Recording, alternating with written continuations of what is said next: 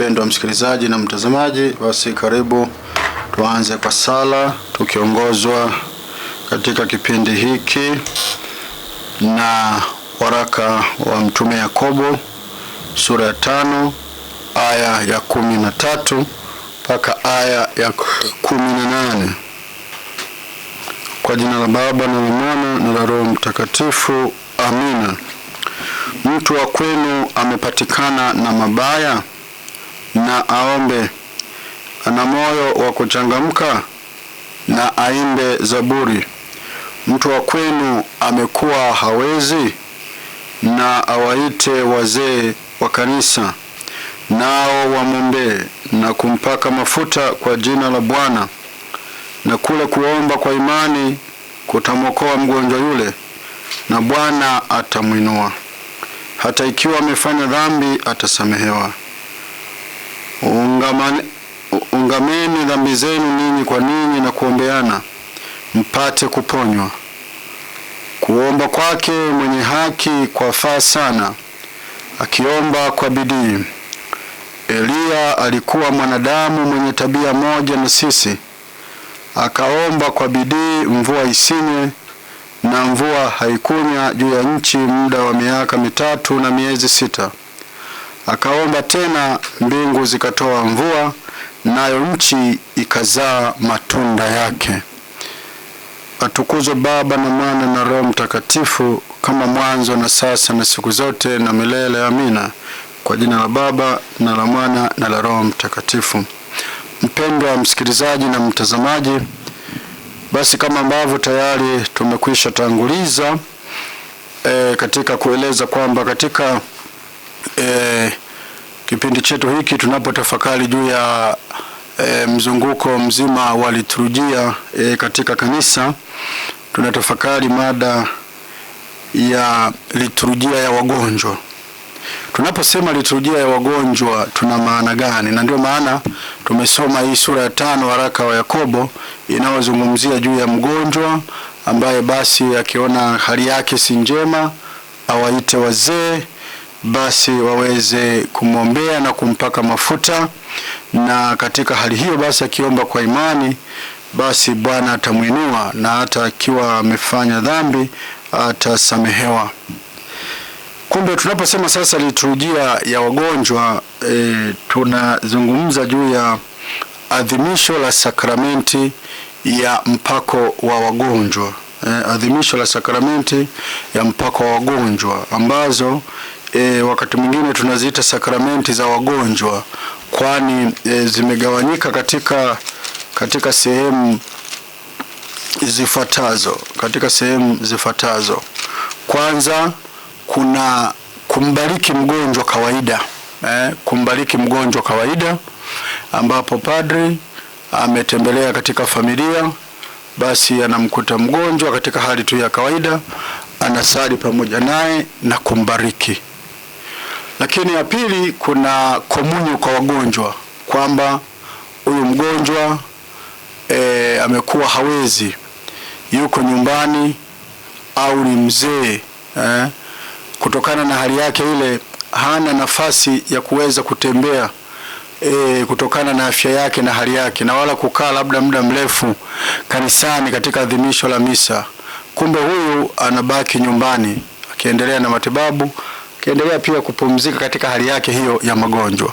Kumbe sasa katika mazingira kama hayo na katika hali hiyo kinachokuja sasa kutokea ni kwamba tunaposema sasa komunyo kwa wagonjwa, padri anafika pale, anasali pamoja naye kadiri ya utaratibu wa kiliturujia juu ya komunyo kwa wagonjwa, na anampatia ekaristi takatifu. Lakini kabla ya hapo anaanza kumungamisha, na baada ya kumungamisha kama kulikuwa kuna uhitaji wa sakramenti ya maungamo, na baada ya hapo basi atapokea ekaristi takatifu, na mwisho kunakuwa kuna sala hiyo ya baraka kwa mgonjwa. Kwa hiyo ni sehemu ya pili juu ya tunapozungumzia juu ya sakramenti ya wagonjwa. Sehemu ya tatu sasa tunaita mpako mtakatifu, mpako wa wagonjwa. Mpako huu ambao unahusisha moja kwa moja na utaratibu mzima wa kiliturujia ambamo ndani yake unaingiza mgonjwa kupaka mafuta matakatifu, mafuta ya wagonjwa kwa ajili ya kuomba nguvu, kwa ajili ya kumpatia nguvu na uponyaji. Kwa hiyo, lakini ya nne tunaita ni komunyo pamba. Komunyo pamba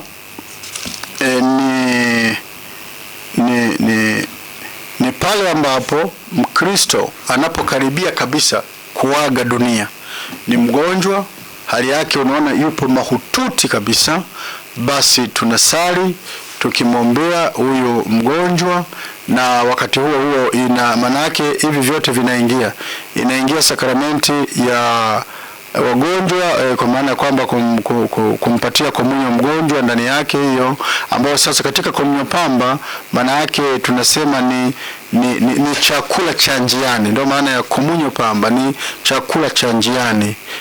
Kwa Kilatini tunasema viaticum, with the way, yani iliyo katika safari. Kwa hiyo anapatiwa huyu komunyo pamba au chakula hiki ambao ni ekaristi cha njiani, ili kimsindikize sasa kwamba kile chakula kitakatifu cha kiroho alichokuwa akikomunika hapa duniani anakila kwa mara ya mwisho, anapokea kwa mara ya mwisho, na kwa njia hiyo kinakuwa ni kumsindikiza na kumpa nguvu ya kuelekea sasa katika uzima wa milele mbinguni. Kwa hiyo hayo ndio maeneo makuu manne, kwamba kuna kumbariki tu mgonjwa katika baraka ya kawaida, alafu kuna komunyo kwa wagonjwa, alafu kuna mpako mtakatifu, alafu kuna komunyo pamba, komunyo ya wagonjwa ambao wapo sasa katika hali ya kufani, basi wanapatiwa hiyo ekaristi takatifu ili iwasindikize katika safari yao ya kuelekea mbinguni, kwamba sasa walichokipokea hapa duniani katika ishara, yule waliompokea hapa duniani kwa ishara, sasa wanaenda kukutana naye katika uhalisia wa maisha ya umilele mbinguni. Kumbe hii ndiyo maana ya kuzungumza juu ya liturujia ya wagonjwa, ambayo inahusisha hiyo sakramenti ya wagonjwa ndani yake.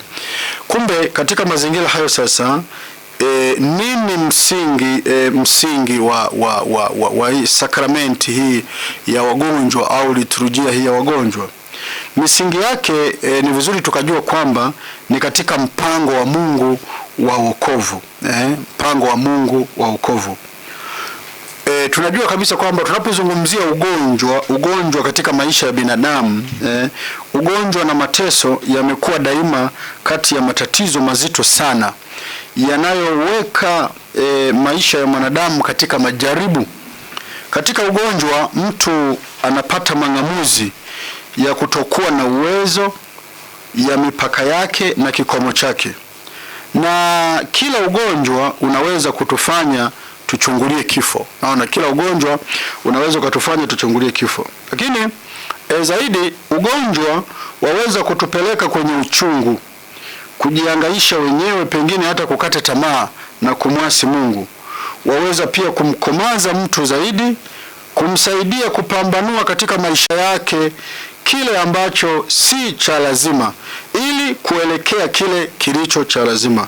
Mara nyingi sana ugonjwa huchochea kumtafuta Mungu na kurudi kwake. Ndio maana utaona katika maelezo haya ambayo ni maelezo ya imani yetu sisi kama kanisa, yanayopatikana katika katekisimu ya kanisa Katoliki, ile katekisimu kubwa namba 1500 mpaka 1501, inatusaidia kuelewa kwamba hali ya ugonjwa na namna ambavyo inamfanya huyu mgonjwa wakati mwingine au aimarike kiimani au arudi nyuma kiimani.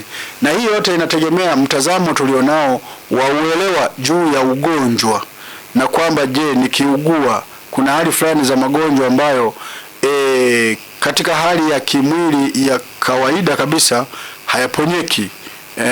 Kwa maana ipi? Kwa maana kwamba unaugua, watu wanasali, wanakuombea, lakini basi kwa nje kwa kweli hauponi. kwa maana ule ugonjwa unabaki nao, lakini kiroho huyu mtu anafanyaje? Anapona. Na ndio linakuwa lengo hilo kuu kabisa la kwa nini kunakuwa kuna liturujia ya wagonjwa. La kwanza ni hilo, katika kuponya roho ya huyu mtu, ili basi abaki katika matumaini, abaki katika imani, na afungamanishe mateso hayo ya ugonjwa wake pamoja na Kristo ambaye tunasema yeye ameyachukua magonjwa yetu, basi na sisi tukapata kuponywa katika ile nguvu ya kiroho. Sasa tunaweza kuzungumzaje tunapozungumza magonjwa mbele ya Mwenyezi Mungu? Kwamba hivi magonjwa tunayaangaliaje katika imani kwa Mungu? Kwamba tukiangalia kati ya Agano la Kale na Agano Jipya tunaweza tukaona ule utofauti kidogo. Mtu wa Agano la Kale huishi ugonjwa mbele ya Mungu. Aliishi ugonjwa mbele ya Mungu. Alimtolea Mwenyezi Mungu machozi kwa sababu ya ugonjwa wake. Na daima katika Agano la Kale tunaona kabisa mtu anapokuwa katika hali hiyo anamuomba Bwana wa uzima na mauti aweze kupona. Na ugonjwa unakuwa ni njia ya uongofu kwa wengine. Lakini pia na msamaha wa Mungu huanzisha pia kupona. Kwa hiyo tukiangalia Israeli alionja ugonjwa kwa namna ya fumbo unaoungana na dhambi na pia na uovu. Na kwamba uaminifu kwa Mungu kadiri ya sheria yake unaleta nini? Unaleta uzima. Kwa kuwa Mungu anasema, kwa kuwa mimi ndimi Bwana nikuponyaye. Nabii anadokeza kwamba mateso yanaweza kuwa na maana ya ukombozi kwa ajili ya dhambi za wengine. Hatimaye Isaya anatangaza kwamba Mungu ataleta wakati kwa ajili ya Sayuni ambapo atamsamehe makosa yote na kuponya magonjwa yote au kuponya ugonjwa wote. Kwa hiyo ukiangalia katika Agano la Kale mtazamo ule wa magonjwa ulihusianishwa moja kwa moja na dhambi. Tunajua kabisa kwamba baada ya dhambi kila kitu kwa kweli kilienda mrama, kilienda upande, kukwenda vile ambavyo kilivyopasika. Lakini sasa katika mtazamo huo mtu yeyote akiugua ilihusianishwa kwamba huyu ameugua hivi kwa sababu ya dhambi. Maana yake kama sasa hivi ingekuwa ukipata malaria, umepata malaria kwa sababu ya dhambi. Umecheza umepata ajali kwa sababu ya dhambi. Sasa huo mtazamo ndio uliokuwepo. Na mtakumbuka hata mitume katika ile Injili ya Yohane sura 9 walimuuliza Yesu kutokana na ule kipofu yule aliyezaliwa akiwa kipofu akiwa na umri sasa wa miaka 40, wamemkuta pale akiwa basi anatafuta msaada, na Yesu anampaka matope kwenye macho, anamwambia aende akanawe kwenye bwawa la Siloamu. Lakini mitume waliuliza, Bwana, huyu hali yake hii ni kwa sababu ya dhambi zake au dhambi za wazazi wake? Kwa ule mtazamo wa Agano la Kale juu ya magonjwa, juu ya shida na matatizo, kwamba chanzo chake ni dhambi na hamna kingine, basi ndivyo ambavyo ilivyokuwa inatawala. Lakini pia hata Ayubu, unaona rafiki zake walipokuja walimsema sana, akasema wewe unajifanya tu mwema, kumbe ni mnafiki tu, ndio maana umepata hii shida na nini, kwa sababu ya dhambi. Unataka kujifanya mbele ya Mungu ni mwema, Mungu amekuumbua na kadhalika. Lakini Ayubu tunaona alivyobaki imara mbele ya Mwenyezi Mungu na akamtegemea Mwenyezi Mungu, na mwisho Mungu anamrudishia afya na uzima. Sasa tukiangalia katika Agano Jipya, tukimwangalia Yesu kama mganga sasa, tunasema kwamba huruma ya Yesu kwa wagonjwa mbalimbali waliomjia na kazi zake nyingi za kuponya wagonjwa wa kila aina ni ishara inayong'aa kwamba Mungu amewajia watu wake, na ya kwamba ufalme wa Mungu umekaribia. Yesu hana uweza tu wa kuponya bali pia kusamehe dhambi. Mnakumbuka katika ile Injili ya Marko sura 2 aya 5 hadi 12, yule mgonjwa aliyeletwa akiwa amelala kitandani, wale watu walipofika pale wakakosa nafasi, wakatoa dari kule wakamuingiza, na Yesu alivyomwona akasema, imani yako, akaona imani ya yule mgonjwa na akamwambia, dhambi zako zimesamehewa, na inuka, beba kitanda chako uende. Na watu wakashangaa, nawezaje huyu kufanya hivi, mbona anakufuru? Ni Mungu tu ndiye anayeweza kuponya au kusamehe dhambi. Kwa hiyo kwa sababu hawakujua bado kwamba huyu Yesu ni Mungu ambaye basi ametoa nini, ametoa mwili. Kumbe Yesu si tu kwamba anaponya bali pia anasamehe dhambi. Na ndio maana katika maadhimisho ya sakramenti hii ya wagonjwa inaendana na kuungama pamoja sasa na kupokea komunyo. Inaendana na hiyo mpako mtakatifu wa wagonjwa na pamoja na kuungama na kupokea Ekaristi Takatifu. Kwa hiyo vyote vinaenda, msamaha wa dhambi zetu na uponyaji wa kimwili katika hali ya maradhi na kiroho. Kwa Yesu amekuja kumponya mtu mzima, amekuja kumponya mwili na nini? Mwili na roho. Yeye ni mganga ambaye wagonjwa wanamhitaji. Huruma yake kwao wanaoteseka huenda mbali hivi kwamba anajilinganisha nao. Na ndio maana katika ile Injili ya Mathayo sura ya 25 aya 31 mpaka 46 Yesu anasema eneo mojawapo katika yale mambo mengi aliyotaja, anasema nilikuwa mgonjwa mkaja kunitazama. Nilikuwa mgonjwa mkaja kunitazama. Sasa mapendo ya kuwapendelea wagonjwa hayakukoma katika mwendo wa karne kwa kuwafanya Wakristo wawe na uangalifu wa pekee wa wale wanaoteseka mwilini na rohoni. Upendo huo umekuwa chanzo cha juhudi zisizochoka kwa ajili ya kuwafariji. Kwa hiyo unaona maana yake sasa, kama Mkristo tu kawaida, yeye mbatizwa anabidiishwa katika nguvu hiyo ya kuwajali wagonjwa, tukijua kwamba ndio matendo ya huruma hayo, ndio matendo ya huruma ambayo tunapaswa kuwajali wagonjwa katika ile hali ya kawaida, kutembelea kama vile mtu mlei anaweza kufanya au yeyote, lakini pili kuwajali sasa kwa njia ya adhimisho la liturujia ya wagonjwa. Mara nyingi tukiangalia katika maandiko matakatifu, Yesu amedai imani. Yesu amedai imani kwa wagonjwa. Na ukisoma Injili ya Marko sura ya 5 aya 34 aya 36 na sura ya 9 aya 23, unaona kabisa Yesu anadai wagonjwa kusadiki. Anatumia ishara pia ili kuponya. Kwa hiyo cha kwanza anadai imani, pili anatumia ishara kuponya. Tumeona sehemu kubwa anatema mate kwenye udongo, anauchanganya, alafu anampaka yule mgonjwa kwenye macho kama alikuwa labda ni asiyeona na kadhalika, alafu na kumwekea nini? Mikono. Kwa hiyo tope na kuosha. Wagonjwa wanatafuta kumgusa, lakini pia hiyo ni ishara ambayo imeonekana.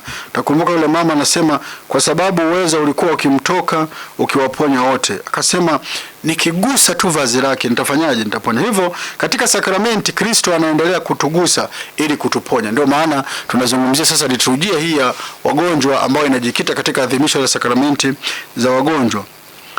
Yesu akisukumwa na mateso makubwa haachi tu waguswe na wagonjwa, bali anazifanya taabu zao ziwe taabu zake. Ndio maana tunaambiwa kwamba na Mathayo sura ya 8 aya ya 17 kwamba mwenyewe alitwaa udhaifu wetu na kuyachukua magonjwa yetu. Alitwaa udhaifu wetu na kuyachukua magonjwa yetu. Magonjwa yetu. Lakini yeye hakupoza wagonjwa wote. Hakupoza wagonjwa wote. Kuponya kwake kulikuwa ishara za ujio wa ufalme wa Mungu. Kwa hiyo unaona ile yote iliashiria ufalme wa Mungu sasa umefika, upo kati yetu. Ishara hizo zilitangaza kupoza kuliko kwa msingi zaidi ushindi juu ya dhambi na mauti kwa njia ya Pasaka yake. Kwa pale msalabani Yesu alichukua dhambi ya ulimwengu. Yesu alichukua dhambi ya ulimwengu. Ndio maana anaitwa mwana kondoo wa Mungu uondoaye dhambi ya ulimwengu. Kwa hiyo alichukua, ambayo ugonjwa ni tokeo lake tu. Kwa mateso na kifo chake msalabani Yesu ameyapa mateso maana mpya. Naona ameyapa mateso maana mpya. Na ndio maana Yesu alipokuja hakuja kuondoa mateso, hakuja kuondoa uchungu, hakuja kuondoa sijui maumivu, hapana. Alikuja kuyapa maana, kwa sababu yeye mwenyewe ameingia humo, ameteseka, ameumia. Basi katika yale maumivu yake, katika yote ambayo ameyapata kupitia msalaba mtakatifu, basi yeye ameyapa maana kwamba hata sisi kama tunaugua tunapaswa kumwangalia huyu Kristo. Cha kwanza ni ile imani tunapaswa kuwa nayo katika maumivu, katika mateso, kama yeye mwenyewe akiwa pale msalabani anadhihirisha hayo yote kwa maneno aliyozungumza vizuri, akituombea sisi na kutuimarisha. Kumbe yanaweza toka hapo kutufananisha naye na kutuunganisha na mateso yake ya nini, ya ukombozi. Na Kristo akijua hayo yote, anaendelea kuzunguka maeneo mbalimbali akiponya wagonjwa, akiwasaidia, na ndio maana wengi walikuja kwake. Lakini tunajua kabisa kwamba baadaye, kabla hata ya kupaa, akiwa anaendelea na utume, alikuwa anawatuma mitume wake. Amewatuma, wameenda, kaambia pozeni wagonjwa, fufueni wafu, toeni pepo, mmepewa bure, toeni bure. Kwa Kristo anawaalika wafuasi wake kumfuata kwa kuchukua msalaba wao. Kwa kumfuata yeye, maana yake wanapata mtazamo mpya wa ugonjwa na wa wagonjwa. Kwa hiyo unaona ule mtazamo mpya kwamba si tu kwa sababu ya dhambi, sawa, ni matokeo ya dhambi. Kwa hiyo basi tayari magonjwa yapo kwa sababu tayari ni matokeo. Kwa hiyo sasa cha msingi namna gani sasa, kama mtu yupo katika hali ya magonjwa, au angalie ugonjwa kwa imani, kwa matumaini na kwa mapendo. Na kwa njia hiyo sasa hakutakuwa na mtu yeyote ambaye anaweza kuzunguka huku na huku, kama ambavyo tunavyoona changamoto hizi kubwa. Na watu kwa sababu wamejua hilo, basi ndio maana dhehebu likiibuka linasimamia tu hapo kwenye uponyaji, na ndio maana sasa wengi wanakengeuka, wanahangaika, na baadaye wanavurugika katika nini, katika imani. Kwa hiyo Yesu anawatuma, Yesu anawahusisha na maisha yake ya kifukara na ya utumishi hao wafuasi wake. Anawafanya washiriki huduma yake ya huruma na upozaji. Tunaambiwa katika Injili ya Marko sura ya 6 aya 12 hadi ya 13, Injili ya Marko sura ya 6 aya 12 hadi ya 13, wakatoka wakahubiri kwamba watu watubu, wakatoa pepo wengi, wakawapaka mafuta. Unaona, wakawapaka mafuta watu wengi waliokuwa wagonjwa, wakawapoza. Kwa hiyo Bwana mfufuka anafanya upya utume huu. Anasema, kwa jina langu wataweka mikono yao juu ya wagonjwa nao watapata afya. Na anauthibitisha kwa njia ya ishara ambazo kanisa linazifanya katika kuliita jina lake. Ishara hizi zinadhihirisha kwa namna ya pekee kwamba Yesu ni kweli Mungu anayeokoa. Sasa katika kanisa, baada ya kueleza hivyo, sasa kuelewa teolojia nzima ya ugonjwa katika kanisa, tunajua kwamba tuna sakramenti 7. Na hizi sakramenti zimegawanyika katika makundi matatu. Sakramenti za kuingiza katika Ukristo, ambapo ni ubatizo, kipaimara na ekaristi takatifu. Alafu tuna sakramenti za uponyaji, ambao ni kitubio pamoja na mpako kwa wagonjwa. Alafu pia tuna sakramenti za huduma katika jamii, ambayo ni upadri pamoja na ndoa. Kumbe katika sakramenti hizo 7 sasa, maana yake ipo sakramenti iliyokusudiwa kwa namna ya pekee kuwafariji wale wanaojaribiwa na ugonjwa, ambao ndio tunaita sasa mpako wa nini? Mpako wa wagonjwa. Mpako huu mtakatifu wa wagonjwa uliwekwa na Kristo Bwana wetu kama sakramenti kweli na halisi ya Agano Jipya. Marko anaidokeza, lakini imependekezwa kwa waamini na kutangazwa na Yakobo mtume na ndugu wa Bwana. Hapa ndo maana nilisoma somo hili la utangulizi kwamba mtu wa kwenu amepatikana na mabaya na aombe, ana moyo wa kuchangamka na aimbe saburi. Mtu wa kwenu amekuwa hawezi, yani amekuwa mgonjwa, na waite wazee wa kanisa nao wamuombe na kumpaka mafuta kwa jina la Bwana. Na kule kuomba kwa imani kutamwokoa mgonjwa yule, na Bwana atamuinua hata ikiwa amefanya dhambi atasamehewa. Kwa hiyo unaona ni mwaliko ambao tayari Kristo alishautoa na mitume na wenyewe wanaendelea kusisitiza sasa. Kumbe katika mapokeo ya kiliturujia ya Mashariki na Magharibi tangu kale kuna ushahidi wa mipako ya wagonjwa iliyofanywa kwa mafuta yaliyobarikiwa. Katika mwendo wa karne, mpako wa wagonjwa zaidi na zaidi ulitolewa tu kwa wale waliokuwa karibu ya kufa. Kwa sababu hiyo ulipata jina la mpako wa mwisho. Na ndio maana mpaka leo bado kuna hiyo kasumba au kuna hilo tatizo kwamba ilieleweka mpako mtakatifu au kupakwa mafuta ya wagonjwa ni kama vile mtu ambaye tayari sasa yupo katika hali ya kufani. Kwa hiyo huyu akipakwa mafuta katika hali ya kufani, basi kwa kweli ana elekea kufa. Maana yake katika hali ya kawaida tu yuko mahututi, kwa hiyo anakufa. Kwa hiyo kaonekana kwamba ni kama vile ukipaka huo mpako ndio unaokuua. Kwa hiyo imeendelea hivyo, na ndio maana mpaka leo kuna watu wanaogopa kupakwa haya mafuta ya wagonjwa, mafuta matakatifu, kwa sababu katika historia ilikuwa kwamba mtu ana mgonjwa nyumbani, hasemi au alete taarifa na nini, basi atakawe akikaribia sasa kufariki, anaona kabisa katika ile hekima ya kibinadamu ambayo tumejaliwa na Mungu, kwa kupima kabisa huyu hali yake ilivyo, anaondoka huyu. Basi ndio atamuita padri, atakuja, atasali pale na kumpaka mafuta. Na kweli baada ya kumpaka mafuta kama muda mfupi tu yule mtu anaondoka. Lakini sio kwamba hii mafuta matakatifu ndio yamemuua au yamemtoa roho. Hapana, ila ni kwa sababu tayari alikuwa katika hali ya kufani.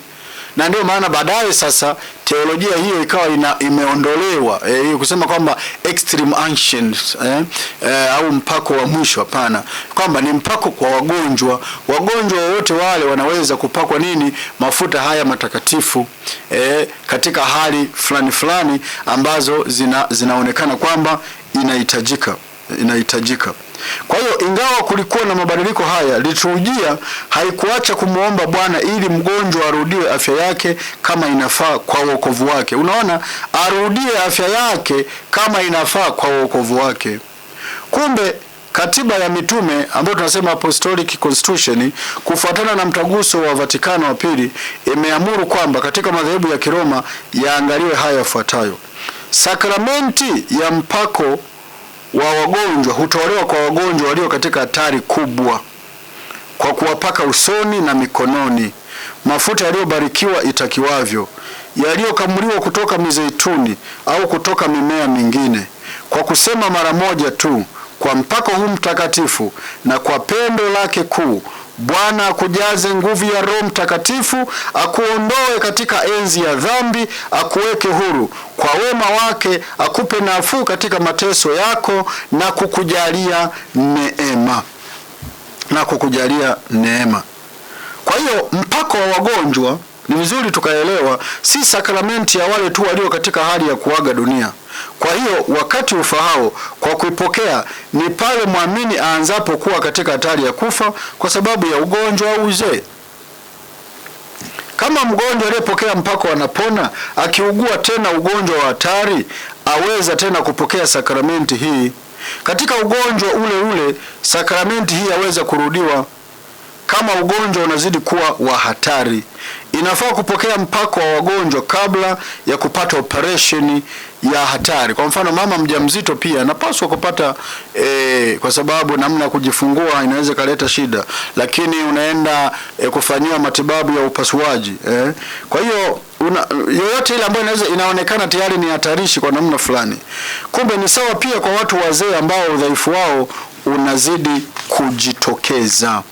kujitokeza. Kwa hiyo baada ya kusema hivyo, ni vizuri basi tukajua kwamba sisi kama Wakristo tunahusika moja kwa moja namna ya kuwajali wagonjwa wetu. Na lengo la kufundisha liturujia hii ya wagonjwa, kwanza ni kutaka sisi wenyewe tuwe na muono mpana wa kuelewa maisha yetu ya imani juu ya afya. Kwamba sisi wenyewe tuwe wa kwanza kulinda afya. Na pale ambapo kweli imetokea mtu ameugua, basi ndugu, jamaa na marafiki waweze kumsaidia huyu mtu katika hali yake ya ugonjwa huo unaomsumbua, lakini wamsaidie kubaki katika imani na sio kuanza kumfanya tange huku na huku.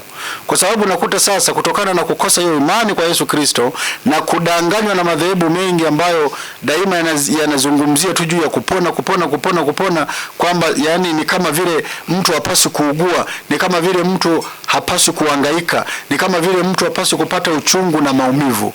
Kwa hiyo kumbe kila anayebuka anazungumzia kupona, hawazungumzii lile fumbo la Pasaka. Fumbo la Pasaka linajikita katika mateso, kifo na ufufuko.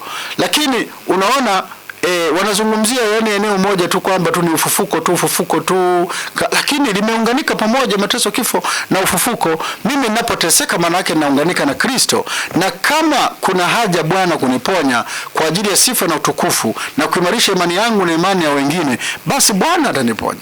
Lakini sasa utaona watu wanahangaika huku, matokeo yake sasa wanasahau kufuata zile taratibu za kawaida za sisi wa Kristo, kwamba kuna mgonjwa tunampeleka, tunatoa taarifa kwa mapadri basi wanapanga ratiba ya kuwa wanatembelea wagonjwa ili sasa waweze kuhudumiwa, na wengine wanajisahau. Unakuta mgonjwa anakaa muda mrefu wala hamna huduma yoyote, alafu sasa wakiona amekaribia huyu mtu katika hekima tu ya kawaida ya kibinadamu kuondoka, basi ndio unaona sasa wanakuja kumuita padri. Sasa unawauliza, huyu mgonjwa alikuwa na muda gani hapa? Miezi miwili, mwaka mzima. Sasa kwa nini mmemficha sasa? Kumbe baadaye unapokuja kufuatilia unaambiwa walianza kuzunguka huko, wameenda kwa kina Mwamposa, wameenda wapi. Sasa hivi sasa wameona hali imekuwa mbaya, ndio wanakuja huko kwenu ili sasa waweze labda kupatiwa huduma, na mwishoni sasa iwe ndio kisingizio, atazikwa kwa misa kwa sababu alipata huduma kutoka kwa padri.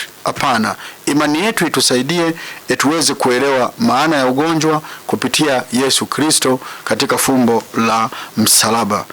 Kukumbusha tu msikilizaji, katika kipindi cha wiki iliyopita kuna wewe ambaye uliweza kuuliza maswali, lakini maswali yako hayakuweza kujibiwa, na kwa sasa basi nitaanza kusoma ujumbe wako ambao umenitumia hapa studio kupitia nambari ya simu 0746112235, na nitaanza na maswali ambayo yalibaki wiki iliyopita ili baba hapa aweze kukupatia majibu, halafu tutaendelea na maswali ambayo yanaulizwa kwa siku ya leo. Ni kamata ujumbe wa kwake anasema Kristo tumaini letu.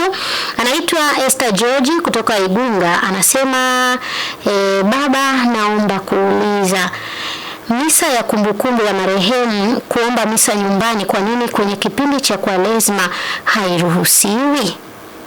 Ni swali la kwake msikilizaji huyo. Baba karibu. Asante. Kwanza ni vizuri tukajua kwamba adhimisho la misa ya kumbukumbu ni adhimisho ambalo linaadhimishwa wakati wote, isipokuwa zile sikukuu ambazo au sherehe kama ambavyo nilivyoeleza katika vipindi hivyo viwili vilivyopita. Sio kwamba kipindi cha Kwaresma hairuhusiwi, hapana, inaruhusiwa kabisa. Kusali misa ya kumbukumbu ya marehemu inaruhusiwa kabisa, wala kuna mahali popote ambapo imekatazwa. Kilichokatazwa tu labda kwa sababu hata ndoa yenyewe inaruhusiwa kipindi cha Kwaresma, inaruhusiwa, isipokuwa tu katika mwongozo wa riti ya ndoa namba 32 inasema kwamba kama ikitokea kwamba kuna ulazima wa kufunga ndoa kipindi cha Kwaresma, basi ile toni tunasema ile hali ya kisherehe iangaliwe iwe ya hali ya kawaida, hali ya chini, kuonyesha kwamba tupo katika kipindi gani. Na ndio maana sasa kutokana na busara hiyo kipindi chote cha Kwaresma mara nyingi hatuna maadhimisho hayo ya sakramenti, kwa sababu ndio kipindi cha kuadhimisha sakramenti. Lakini katika kipindi cha Kwaresma pia tukumbuke kwamba ndio kipindi cha namna ya pekee ya kuwaombea wafu, kwa sababu ndio unafanya matendo yale ya huruma, kwa sababu kuwaombea wafu ni tendo la huruma. Kwa hiyo hakuna mahali popote ambapo kwamba eti imekatazwa kipindi cha Kwaresma tusiwaombee marehemu, hapana. Asante baba kwa majibu mazuri. Bila shaka Esther George kutoka huko Igunga utakuwa umepata majibu yako kwa uzuri. Haya, nikamata ujumbe mwingine kwake msikilizaji. Anasema anaitwa Kumbai Gimbui kutoka Mwanzugi. Anasema swali lake, anasema Mungu aliumba mbingu siku ngapi? Kwa nini alistarehe siku hiyo? Au alikuwa ana mpango gani kwa mwanadamu? Kwa nini aliitwa Bwana wa Sabato? Karibu. Kwanza kadiri ya maandiko matakatifu yanatueleza hatua ya uumbaji. Ukisoma kitabu cha Mwanzo hiyo sura ya kwanza, kuanzia aya ya kwanza mpaka sura ya pili aya ya 4. Kwa hiyo sura ya kwanza aya ya kwanza mpaka sura ya pili aya ya 4. Hapo tunapata habari juu ya uumbaji, kwamba Mungu aliumba mbingu na dunia. na alianza kuumba kwa hatua kwamba siku ya kwanza aliumba nini, siku ya pili aliumba nini, siku ya tatu aliumba nini, siku ya nne aliumba nini, siku ya tano aliumba nini, siku ya sita aliumba nini. Na tunaambiwa sasa baada ya hapo siku ya saba alipumzika kama kiashirio cha sabato hiyo ya Kiyahudi ambayo sasa ndiyo imekuwa ikifuata. Lakini kwamba anapopumzika analenga nini kwa mwanadamu, kwamba mwanadamu kwa sababu ni kiumbe, yeye anamuiga Mungu kile ambacho Mungu anatenda, na ndio maana katika kumuiga Mungu alimshirikisha mwanadamu uumbaji, akampa uwezo wa kumiliki na kutawala viumbe vingine vyote. Kwa hiyo kumbe ile ni hali inayomaanisha kwamba mwanadamu daima atamuiga na kumfata huyu Mwenyezi Mungu vile anavyomwelekeza na vile ambavyo anavyotaka, au Mungu mwenyewe anavyopana.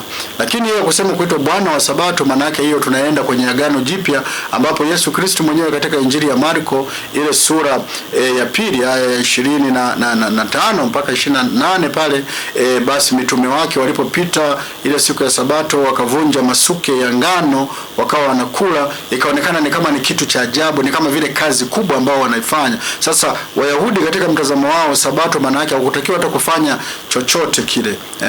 Na ndio maana hata wale walioponywa siku ya Sabato Yesu mwenyewe aliwaambia, bebeni godoro lako, beba mkeka wako. Lakini walipokutana na wale Wafarisayo, viongozi wa dini waliokuwa wanamfuatilia Yesu ili tu kutafuta namna ya kumkamata au kumtengenezea makosa yasiyo hata ya lazima na msingi, basi waliwauliza wale watu, kwa nini unabeba mkeka siku ya Sabato?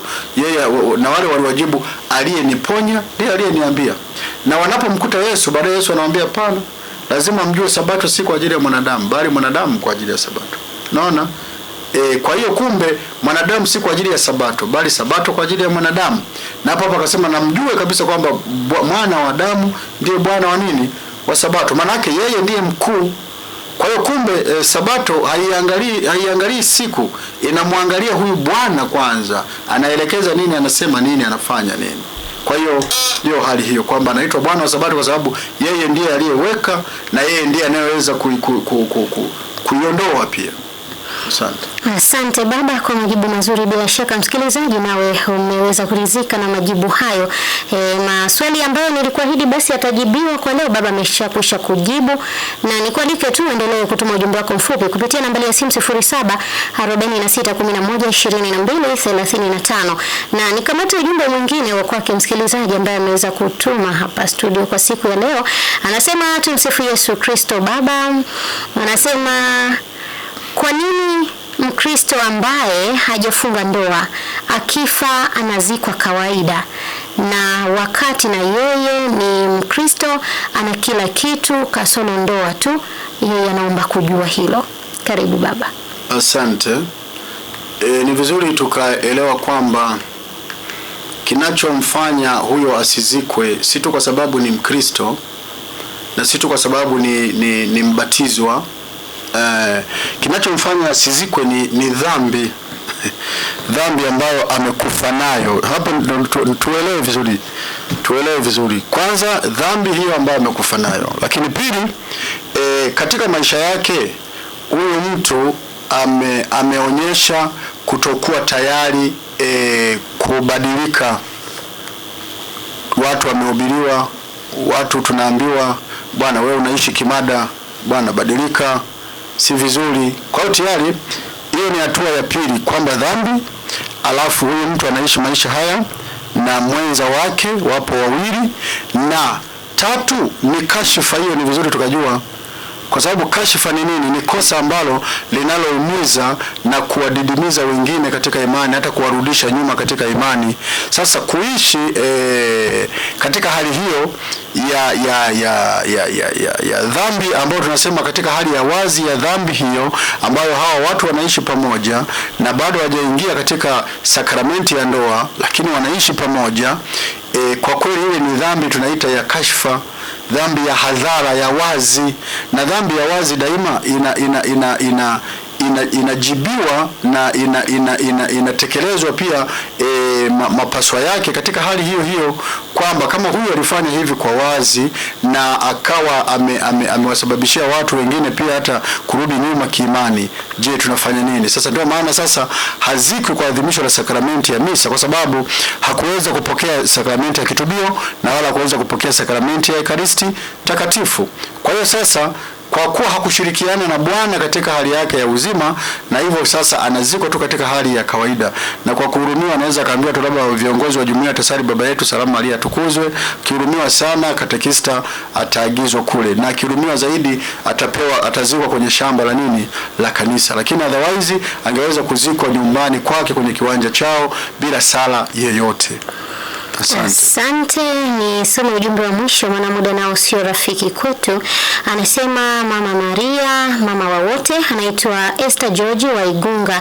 Anasema asante sana baba kwa mafundisho mazuri, nimeelewa. Asante sana.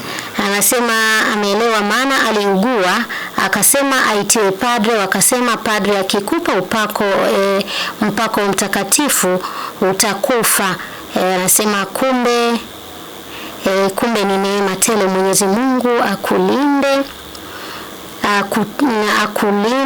na kukutunza, uendelee vema na utume wako, na sisi tuendelee kujichotea baraka na neema tele. Asante sana, barikiwe sana. Asante kwa kuelewa, wafundishe wengine pia.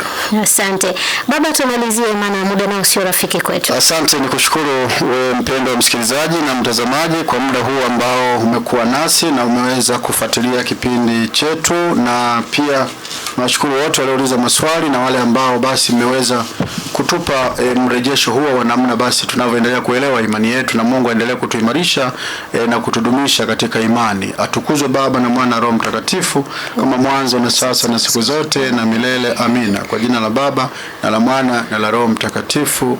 Amina.